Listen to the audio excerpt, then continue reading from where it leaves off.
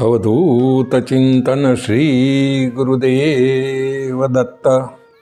મિત્રો, મહારાષ્ટ્રની પરિક્રમા ચાલે છે. સુરપાણેશ્વરથી આગળ નીકળ્યા છે. હવે ત્યાં સામે જ રણછોડજીનું મંદિર છે. પણ જો ત્યાં જવું હોય તો દેવ ગંગા એટલે દેવ નદી એને ઓળંગીને જવું પડે. અને એ જો ઓળંગે તો વળી પાછા જે પરિક્રમા છે એનો ભંગ થાય. એટલે મારા શ્રી ભૃગુતુંગ પર્વત ઉપર ચડવાનું છે, પહાડ ઉપર ચડવાનું છે. પગમાં કાંકરા વાગે છે અને ઢાળ છે ઊંચો. એની ઉપર મારા શ્રી ધીરે ધીરે ઉપર ચડ્યા છે. ઉપર ચડીને દેવગંગા ભોગવતી ગંગાની બાજુમાં થઈ અને ત્યાં નીકળ્યા છે. હવે આ જે દેવનદી ગંગાને છે ને એ ઉપરથી ભેગી થઈ અને જે નીચે પડે છે અને નીચે રુદ્રકુંડમાં પડે છે. એ રુદ્રકુંડમાં પડે એટલે ઉપરથી જોઈએ તો એકદમ ભવ્ય દર્શન થાય છે. મહારાષ્ટ્રીએ એના દર્શન કર્યા છે. અને એ જે નદી દેવનદી પડે અંદર એટલે સુંદર રીતે આમ ચકરાઓ લે છે અને ચક્રાઓ લઈ અને એ વળી પાછા આગળ જઈ અને નર્મદાજીમાં એકત્ર થઈ જાય છે. મહારાષ્ટ્રીએ આ દર્શન કરીને ખૂબ આનંદ અનુભવે છે ને વિચારે છે કે કુદરતની શક્તિ તો જુઓ, કુદરતની કરામત તો જુઓ. માં નર્મદાની સાથે દેવ નદી પણ, એને દેવગંગા કહેવાય છે, એ દેવગંગા પણ કેવા એકત્ર થાય છે. એમ કરતાં કરતાં મહારાષ્ટ્રી આગળ ગયા અને રણછોડજીના મંદિરે જઈ અને ખૂબ સુંદર મૂર્તિ છે એના દર્શન કર્યા છે. અહીં પૂજારીજી ખૂબ ભક્તિભાવવાળા છે, એમણે એમને રોક્યા છે અને રાત્રિના સત્સંગ કર્યો છે. ગુજરાતની સરહદમાં મહારાષ્ટ્રી આવી ગયા છે અને હવેનો જે વિસ્તાર આવે છે એ મોટે ભાગે જે છે એ સરળ વિસ્તાર છે. ખેતીવાડી છે, નદી કિનારે નાના નાના ગામ વસેલા છે અને જ્યાં જ્યાં ગામ છે ત્યાં મોટાભાગના તીર્થ છે. અને તીર્થ અને એની કંઈક ને કંઈક કથા એ તીર્થની સમાયેલી છે. મહારાષ્ટ્ર ત્યાંથી આગળ નીકળ્યા એટલે ગોરા ગામ આવે છે. અત્યારે આપણે કેવડિયા કોલોની જોઈએ તેની સામા જ કિનારે આ ગોરા ગામ છે. એ ગોરા ગામ જવા માટે એમણે પ્રયાણ કર્યું. એટલે રસ્તામાં મોખડી ગંગા એટલે કે નાના નાળા આવે છે, એને મોક્ષ ગંગા પણ કહેવામાં આવે છે. મોક્ષની ઈચ્છાવાળા મહાત્માઓએ એકત્ર થઈ અને ભગવાનને પ્રાર્થના કરેલી અને એના કારણે આ મોક્ષ ગંગા એ નિર્વાણ પામેલી. અને એ આગળ જઈ અને ધોધ સ્વરૂપે ઊંચેથી પડી અને નીચે પડી અને નર્મદા મૈયાની અંદર ભેગા થઈ જાય છે. મહારાષ્ટ્રી આ જોતાં જોતાં આગળ જાય છે અને ત્યાં ઉલક તીર્થ આવે છે. હવે ઉલુક એટલે ઘુવડ, એનું એના નામનું આ તીર્થ છે. ઉલુક તીર્થની કથા એવી છે કે ઘુવડ જંગલમાં આગ લાગી એટલે બળવા માંડ્યું.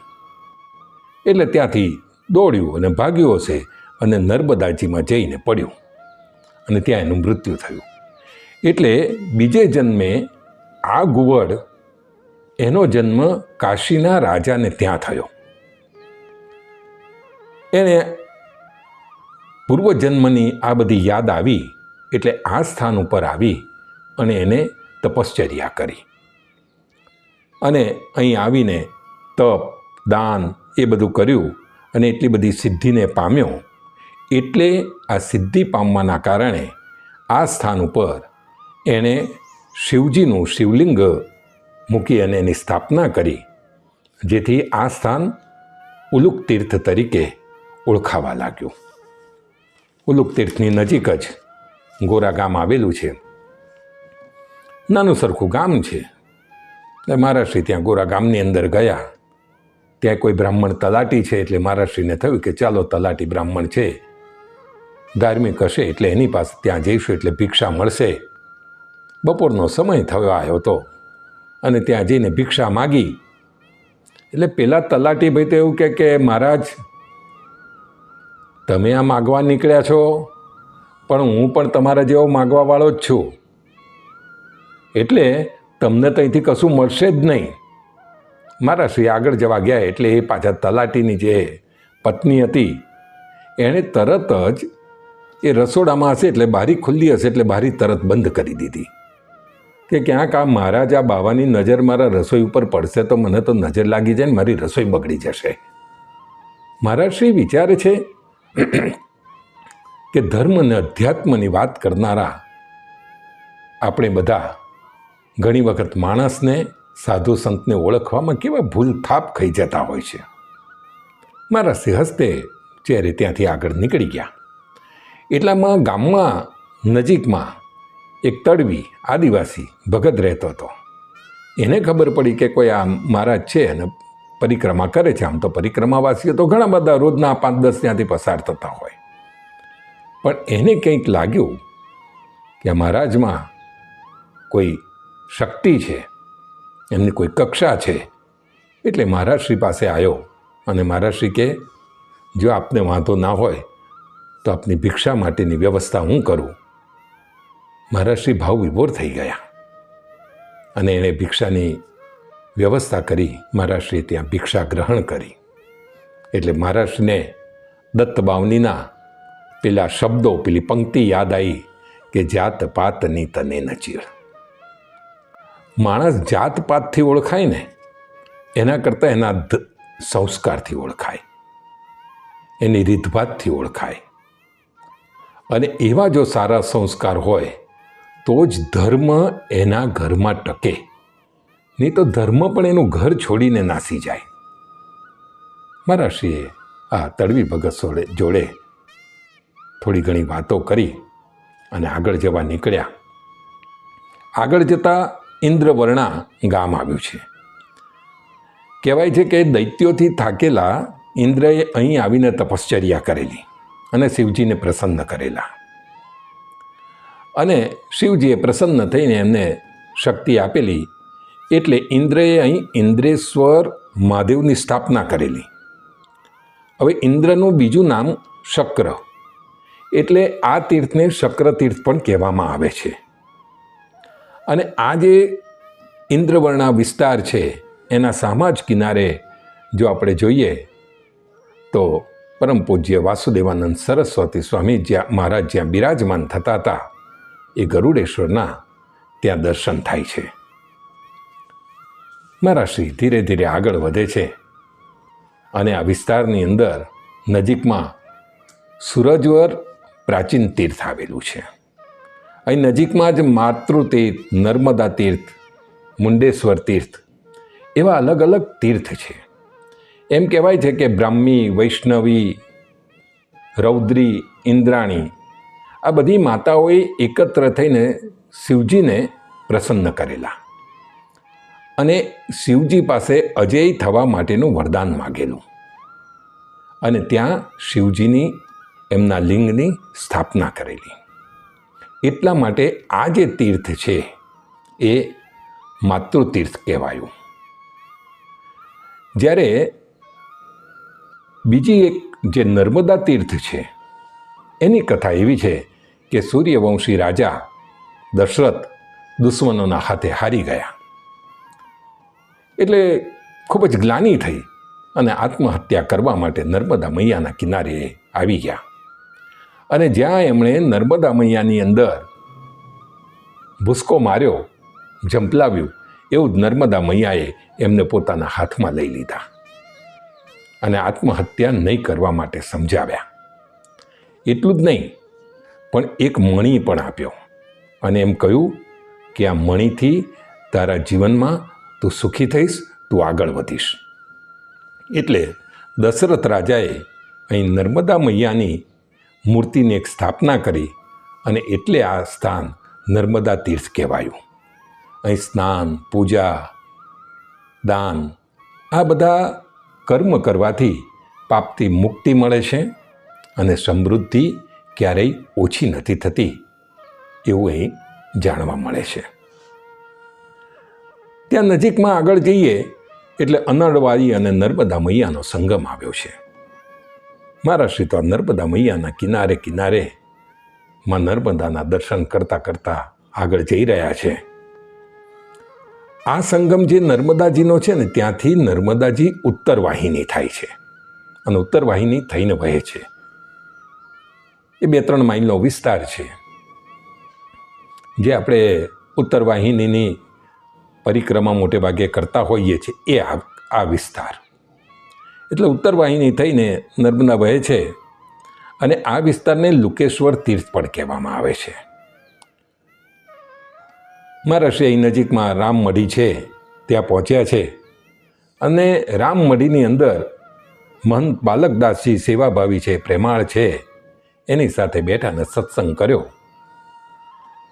ત્યારે એ મહંતની સાથે ચર્ચા કરતાં કરતાં ખબર પડી કે લુકેશ્વર તીર્થ જે છે એની વાર્તા એવી છે, એની કથા એવી છે કે કાળપૃષ્ઠ નામના રાક્ષસની તપશ્ચર્યાથી પ્રસન્ન થઈ અને શિવજીએ એને વરદાન આપેલું. એ આપણે જે જાણીએ છીએ કે એવું વરદાન આપ્યું કે તું જેના ઉપર હાથ મૂકીશ એ ભસ્મ થઈ જશે. હવે આ તો દાનવ, એને આ વરદાન મળી ગયું એટલે એ ભસ્માસુર કહેવાયો. આ સુર ખુદ બધાને આવી રીતે હાથ મૂકીને મારી નાખતો અને અસુર એટલે તો અસુર જ. એટલે એક દિવસ એ શિવજીના માથા ઉપર હાથ મૂકવા માટે તૈયાર થઈ ગયો. એટલે શિવજી ગભરાયા અને નાસી અને નર્મદા કિનારે આવી ગયા અને એ નર્મદાજીની અંદર લપાઈ ગયા. એ વખતે આ ભોળાનાથના વારે વિષ્ણુજી આવ્યા અને વિષ્ણુએ ભસ્માસુરને આકર્ષિત કરવા માટે મોહિની સ્વરૂપ એમણે પોતે લઈ લીધું. ભસ્માસુર વિષ્ણુને મોહિની સ્વરૂપ જોઈ અને મોહિત થઈ ગયો. એને જોઈને ભસ્માસુર એની સાથે લગ્ન કરવા માટે તૈયાર થઈ ગયો. એટલે એની સુંદરતાથી આકર્ષાઈ ગયો. એટલે મોહિની સ્વરૂપથી વિષ્ણુએ એમ કહ્યું કે તું મારી સાથે નૃત્ય કરે અને તારા માથા ઉપર જો હાથ મૂકીને નૃત્ય કરે તો હું તારી સાથે લગ્ન કરીશ. અને મોહની અંદર આકર્ષિત થયેલા આ ભસ્માસુરે જ્યારે નૃત્ય શરૂ કર્યું અને પોતાના માથા ઉપર હાથ મૂક્યો અને ત્યારે તે તરત જ ભસ્મ થઈ ગયો. તમે જુઓ, આગળ જ્યારે સુરપાણની આપણે વાત કરતા હતા ત્યારે વિષ્ણુને ચક્ર શિવજીએ જ આપેલું અને ચક્રતીર્થની આપણે વાત કરી. એ જ વિષ્ણુજી અહીં ભોળાનાથના સહારે આવ્યા. આ વિસ્તારની અંદર શિવજી લપાઈ ગયેલા નર્મદાજીમાં, એટલે આ વિસ્તારને લુકેશ્વર તીર્થ કહેવામાં આવે છે. એનો અર્થ શું થયો કે ઝેર ઝેરને જ મારે, હીરો હીરાને જ કાપે. આપણે સમાજમાં પણ જોતા હોય કે અમુક દાનવ પ્રકૃતિના માણસ હોય, પણ એના માથે, એની પીઠ પાછળ કોઈ એવી મોટી વ્યક્તિનો હાથ હોય કે સમાજમાં બધાને કનડતો ફરે, બધાને હેરાન કરે, કોઈ એનું કશું ન કરી શકે. અને છેલ્લે એ પરિસ્થિતિનું સર્જન થાય કે આવી દાનવ વૃત્તિવાળી વ્યક્તિ જેને એને મહાન બનાવ્યો છે એને જ ખાવા માટે તૈયાર થાય. ત્યારે કોઈ એવી શક્તિશાળી વ્યક્તિ આવે તો જ એનો નાશ થાય. પ્રજા હંમેશા પીડાતી રહે. એ વાતને આ શાસ્ત્રોની અંદર દ્રષ્ટાંત સ્વરૂપે મૂકવામાં આવેલી હોય એવું અહીં પ્રતિપાદિત થાય છે. ભગવાન વિષ્ણુનું અહીંયા લુકેશ્વર તીર્થ છે, ત્યાં ભગવાન વિષ્ણુનું રણછોડજીનું પ્રાચીન મંદિર હશે. હવે અહીં પૂરની અંદર એ મંદિર જે હતું એ પૂર આવ્યું એટલે બધું તૂટી ગયા કિનારા અને આખું દટાઈ ગયેલું. થયું એવું કે ત્યારે મંદિરનું તો અસ્તિત્વ રહ્યું નહીં 1913માં એક ખેડૂતે ખેતી કરતો હતો અને હળ લાકડું લઈ અને એણે જેવી રીતે અંદર ખેડવાનું કામ ચાલુ કર્યું એટલે એના હળને કંઈક પથ્થર કે મૂર્તિ ભટકાતી હોય એવું લાગ્યું અને ત્યાં ખોદકામ કર્યું તો ત્યાં ભગવાન વિષ્ણુની રણછોડજીના સ્વરૂપની સુંદર એક મૂર્તિ ત્યાં મળી આવી અને એ વિષ્ણુની દશાવતારની આ શ્યામવર્ણી મૂર્તિ હતી. સને 1923ની અંદર ફરીથી એની સ્થાપના કરવામાં આવી અને તે સમયના રાજપીપળાના રાજવી મહારાજા સાહેબે અહીં રણછોડરાયજીનું ખૂબ સુંદર કલાત્મક મંદિર બાંધ્યું હતું. મારા શ્રી અહીંયા ગયા અને અહીં જઈ અને ભગવાન રણછોડરાયજીના એમણે દર્શન કર્યા છે. ત્યાંથી આગળ જતાં માગરોળ ગામ આવે છે. માગરોળ ગામની અંદર મંગલેશ્વર તીર્થ આવેલું છે. એમ કહેવાય છે કે મંગળ ગ્રહે અહીં તપશ્ચર્યા કરેલી હતી અને શિવજીએ પ્રસન્ન થઈ અને એને વરદાન આપ્યો એટલે મંગળે અહીં શિવજીની સ્થાપના કરી. અહીં યથાવિધિ દર્શન પૂજન કરવાથી મંગળનો જો દોષ હોય તો એ નાશ પામે છે અને મંગળ ગ્રહ પીડતો નથી એવું અહીંનું મહાત્મ્ય છે. એટલે આ વિસ્તારમાં આ મંગલ તીર્થ ઉપર મંગલેશ્વર તીર્થ એ તીર્થ ઉપર મંગળથી જે લોકો પીડાતા હોય એવા કેટલાય લોકો આવી અને અહીંયા શિવજીનું ધ્યાન કરી અને નિયમ અનુસાર પૂજા કરતા હોય છે. મારા શ્રી તો વચ્ચે વચ્ચે ક્યાંક રોકાતા જાય છે. કેટલાક ભક્તો મળતા જાય છે. એમની સાથે ભગવાન દત્તની ભગવાન શિવની બધી વાતો થાય છે. આ વિસ્તારની અંદર મોટે ભાગે ભિક્ષાની કે રહેવાની ખાસ તકલીફ પડતી નથી. નાના નાના ગામડા આવેલા છે અને એ ગામડામાં જતાં આગળ જીગોર ગામ આવ્યું છે. આ જીગોરની અંદર એરંડા, આપણે એરંડા દિવેલિયા જેને કહેવાય, એ દિવેલિયાનું આખું જંગલ જેવું આવેલું છે અને એ એરંડાના જંગલના કારણે એરંડા એટલે કુંભી, એટલે આ વિસ્તારને કુંભીવન પણ કહેવામાં આવે છે. હવે જેમ અલગ અલગ કલ્પ થયા એમ 7મા કલ્પની અંદર માર્કંડેય ઋષિ જે હતા એમણે જે આગળ જે વાત કરી એ નર્મદા મૈયા જ્યારે પધાર્યા ત્યારે માર્કંડેય ઋષિ 7મા કલ્પમાં પણ હાજર હતા અને 7મા કલ્પની અંદર માર્કંડેય ઋષિએ અહીં તપશ્ચર્યા કરી અને વેદનું પારાયણ કર્યું. હવે વેદનું પારાયણ કરવા માટે કુંભ આવે ને એની સ્થાપના કરેલી. પારાયણને બધું પૂરું થયું એટલે છેલ્લે દિવસે કુંભને ઉઠાવ્યો એટલે તરત જ પૃથ્વી અને આ કુંભ, જે કુંભ ઉઠાવવા ગયા એટલે પૃથ્વી અને કુંભને ભેદી અને એકદમ ઉત્તમ શિવલિંગ પ્રગટ થયું. એટલે મુનિએ સ્તુતિ કરી અને એ જે સ્તુતિ કરી એટલે શિવજી પ્રસન્ન થયા અને વરદાન માગવા માટે કહ્યું. એટલે મુનિએ એમ કહ્યું કે હે ભગવાન, આપ અહીં બિરાજમાન થાઓ. અને શિવજીએ કુંભમાંથી પ્રગટ થયા એટલે અહીંયા કુંભેશ્વર નામે એ અહીંયા સદા માટે વાસ કરશે એવું વરદાન આપ્યું. આ સ્થાન ઉપર શિવજી પોતે અહીં વાસ કરીને ભક્તોની મનોકામના પૂર્ણ કરશે એવું પણ વરદાન આપ્યું અને પછી અંતર્ધ્યાન થઈ ગયા. આ સ્થાન એ ભુક્તિ મુક્તિ દેનારું સ્થાન છે. ગુરુ ગ્રહ સિંહ રાશિમાં હોય ત્યારે કુંભેશ્વરના દર્શન પૂજન કરવાથી બમણું ફળ મળે છે. સિંહ રાશિની અંદર જે શનિ ચાલી રહ્યો છે એમ ગુરુ જેમ સિંહ રાશિમાં આવે ત્યારે કુંભેશ્વરના દર્શન પૂજન કરવાથી અહીંયા 2 ગણું ફળ મળે છે અને સ્નાન કરવાથી નાસિકમાં ગોદાવરીના જેમ કુંભ સ્નાન કર્યું હોય ને એનો પણ આપણને અહીંયા ફાયદો મળે છે, એનું પુણ્ય મળે છે. અહીં શનિદેવે આવીને પણ તપ કરેલું અને શનિદેવ એટલે ક્રોધિત, એટલે એમનો ક્રોધ નાશ થાય એવું શિવજી પાસે વરદાન માગેલું. જ્યારે શનિ કુંભ રાશિમાં હોય ને ત્યારે આ તીર્થમાં સ્નાન દાન પુણ્ય કરવાથી 1000 જન્મોનું પાતક નાશ પામે છે. આ તીર્થને ભક્તો નાની મોટી પનોતી પણ કહે છે.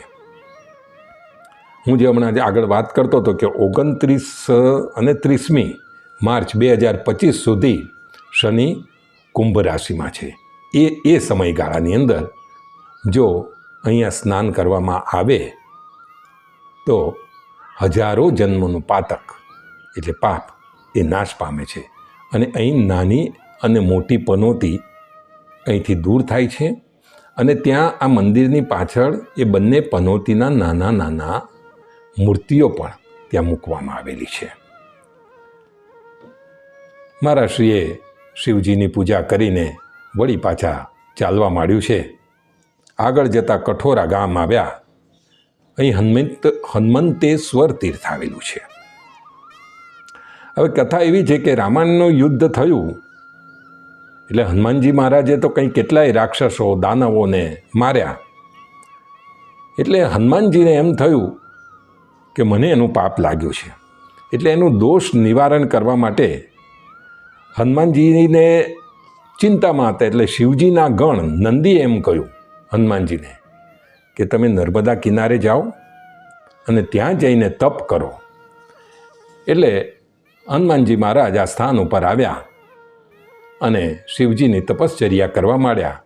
એટલે શિવજી પાર્વતી સહિત અહીંયા પ્રગટ થયા અને શિવજીએ કહ્યું કે રામ તો ભગવાન છે અને એ સ્વામીની સેવા કરતાં કરતાં તમે યુદ્ધમાં ભાગ લીધો છે. એટલે તમારાથી એ પાપ થયું નથી. અને આમ પણ તમે જ્યારે આજે મારા દર્શન કર્યા છે એટલે તમે હવે તો શુદ્ધ થયા છો. હનુમાનજીએ પ્રાર્થના કરીને શિવજીને એમ કહ્યું કે હે શિવજી, આપ અહીં નિવાસ કરો. એટલે શિવજીએ ત્યાં લિંગ સ્વરૂપે નિવાસ કર્યો અને હનુમાનજીએ હનુમંતેશ્વર તીર્થની ત્યાં સ્થાપના કરી. આ તીર્થમાં હનુમાનજીનું કીર્તન કરનાર નિરોગી રહે છે અને વદ ચોથના દિવસે સ્નાન કરવાનું અહીં ખૂબ જ મહત્ત્વ છે. આપણે વિચારીએ કે યુદ્ધ કર્યું હનુમાનજીએ તો કોના કારણે? સીતા માતાના કારણે. રામજી કોણ? તો એમ વિચારે કે તો મારા સ્વામી છે. તે પોતાના સ્વામીના માટે એમણે યુદ્ધ કર્યું, સત્યના વિજય માટે યુદ્ધ કર્યું. અને એટલા માટે શિવજી કહે છે કે તમે જે યુદ્ધ કર્યું છે એનો તમને પાપ લાગતું નથી. કારણ કે જ્યારે કોઈ દાનવ હોય, જ્યારે અસત્ય હોય એનો નાશ કરવાનો હોય ને સત્યનો જો વિજય કરવાનો હોય ત્યારે જો યુદ્ધ કરીએ તો આપણને પાપ લાગતું નથી. ધર્મના રક્ષણ માટે પણ જો યુદ્ધે ચડીએ તો આપણને ક્યારેય પાપ લાગતું નથી. એક કથા એવી પણ છે કે આ સ્થાનમાં બહુ મોટું જંગલ હતું. એ જંગલની અંદર મોર અને મોરલી રહેતા હતા. હવે એકાદ દિવસ કોઈ શિકારી આવ્યા અને મોર અને મોરલીનો શિકાર કર્યો અને એને શેકી નાખીને ખાવા ગયા. એટલામાં મોરલીનું જે માંસવાળું હાડકું પેલો ખાવા ગયો એટલામાં જ કોઈ એક પક્ષી ઉડતું ઉડતું આવ્યું અને એણે ચાંચમાં હાડકું લઈ લીધું અને ઉડવા માંડ્યું. હવે પક્ષી જેવું ઉડતું હતું એટલે એની પાછળ બીજા બધા પક્ષીઓ પણ પાછળ પડ્યા. એટલે એ દરમિયાન નર્મદા મૈયાની અંદર આ મોરલીનું હાડકું નર્મદા મૈયામાં પડી ગયું. એટલે એની મુક્તિ થઈ. અને મુક્તિ થઈ એના કારણે બીજે જન્મે કાન્યકુબ્જ દેશના રાજાને ત્યાં આ મોરલીનો જન્મ થયો રાજકન્યા તરીકે. હવે એને પોતાને ગયા જન્મની બધી વાત યાદ આવી એટલે એને ખબર પડી કે ત્યાં મારી સાથે જે મોર હતો એના પણ હાડકાં હજુ પડેલા હશે. એટલે એણે પિતાજીને રાજાને વાત કરી. એટલે રાજાએ પોતાના માણસો અને બ્રાહ્મણોને મોકલ્યા. આ સ્થાન ઉપર આવ્યા આ હાડકાં શોધી અને વિધિ વિધાન કરીને એ બધા જ હાડકાને માં નર્મદા મૈયાની અંદર પધરાવી દીધા.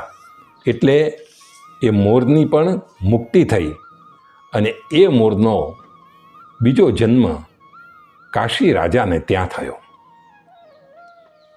અને એ જન્મ થયો આ બાજુ આ જે મોરલી હતી, જે રાજકન્યા હતી, એને તો આ બધી વાત ખબર હતી.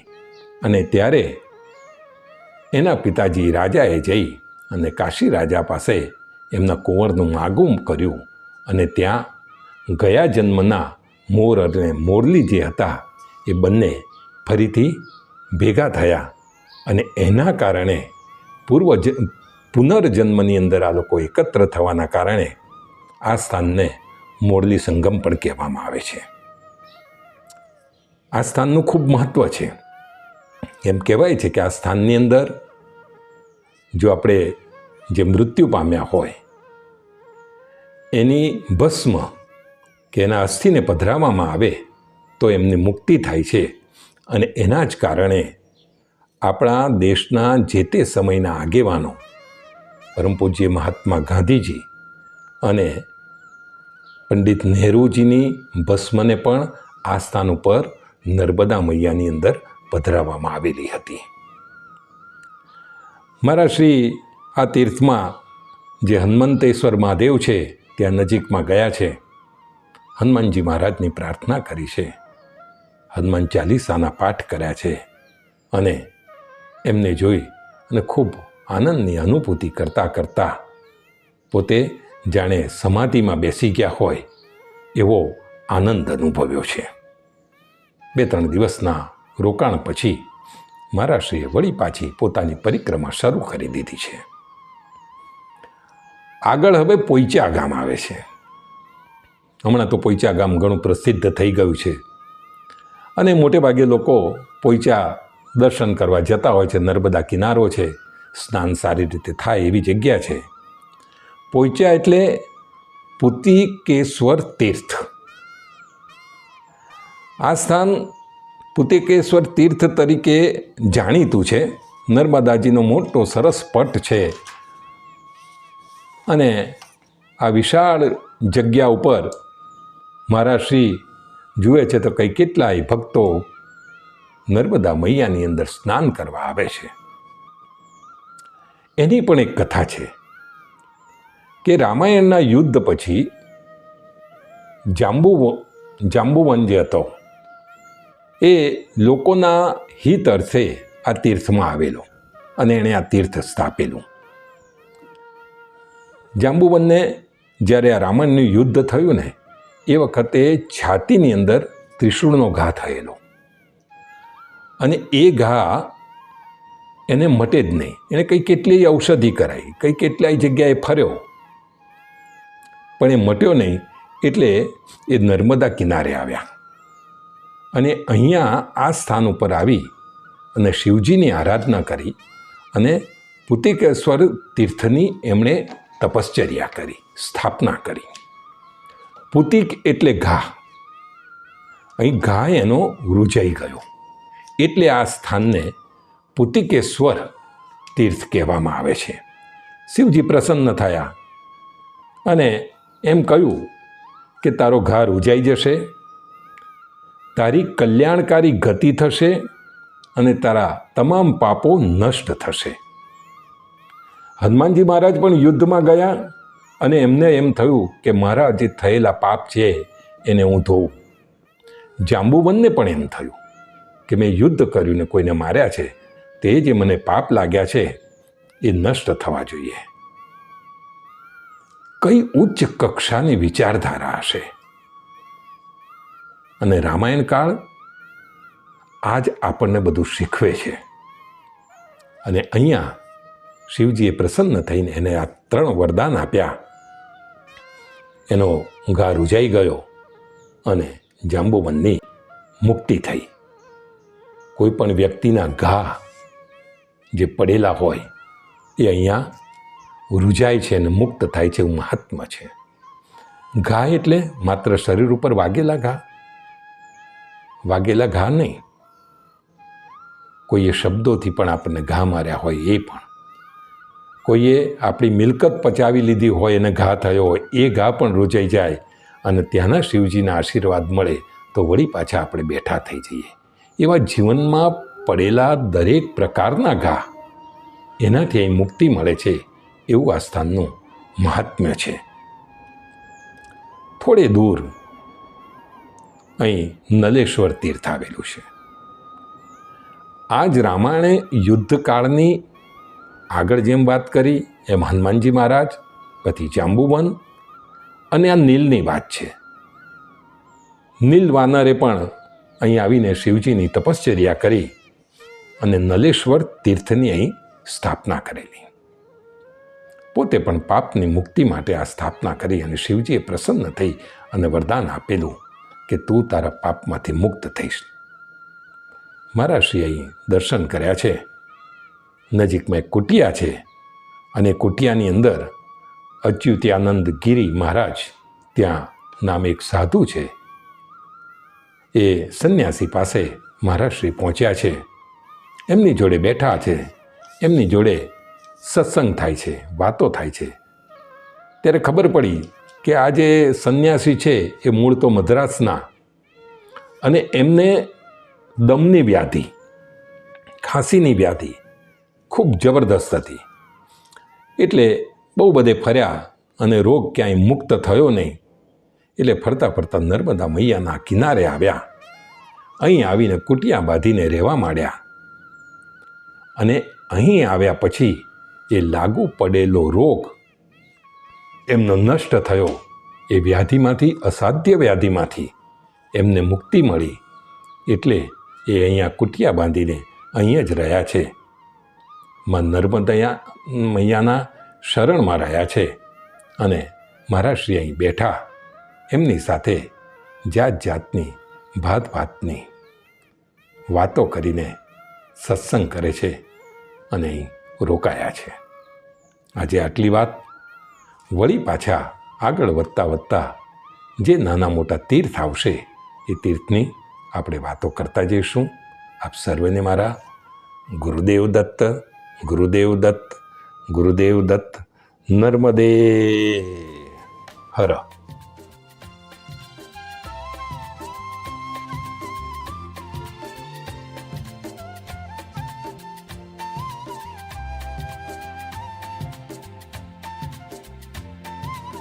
મિત્રો, ભગવાન દત્તાત્રેય અને એમના અંશ અવતાર એવા સંતો, યોગીઓની લીલાઓ રજૂ કરતી આ ચેનલને આપ લાઈક કરો, શેર કરો અને સબસ્ક્રાઈબ કરો.